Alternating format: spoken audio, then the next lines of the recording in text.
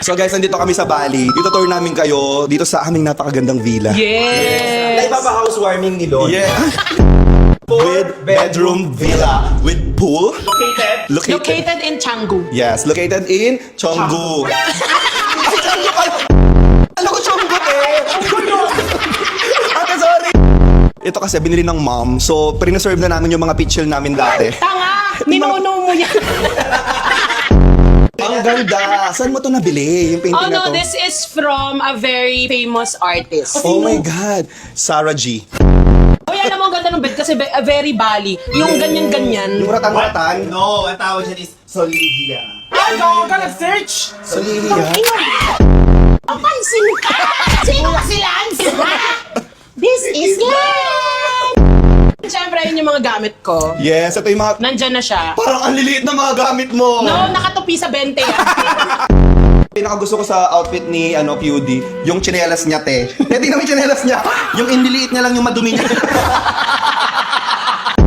Excited kami explore yung Bali ngayon. Yes! So isa sa itinerary namin ay mag tonight.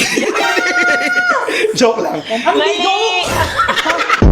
Joke lang yun, te. Ate! How many kg is this?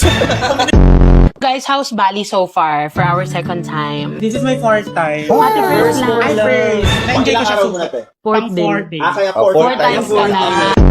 Paano nyo i-explain sa bulag yung kulay ng rainbows? Ako yung, siguro yung love. For example, yung white. Di ba yung white parang Puti. puti siya? Like individually, how do you describe the color of red? Yung red siguro pag galit ako. So gagawin, sasampalin mo yung bumbulag. Ito yung pula. Kabit mo na yung kortina. Wait lang. Hindi ko na. Turban to. Ba't ko ba to binili? Kakabunsit naman kung nasa table court. Hoy, promise nyo, kapag kayo maman tayo ng sobra-sobra, like super yaman natin, every month matutulong kayo sa foundation or sa mga Oo naman, te. Tatayo ako ng window wrap foundation. Anong shade niya? Alam ko na yung foundation na itatayo mo, te. Ano? Anakan mo ko, paaralin kita foundation.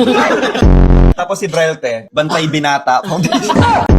Kasi deserve ng lahat ng tao makatikim ng masarap na pagkain. Totoo naman. Like, yun talaga yung pinaniniwalaan ko. Gusto ko lahat ng tao matikman lahat ng masarap na food sa mundo. So titikman niyo ako. Ate! Sige na nga, tara!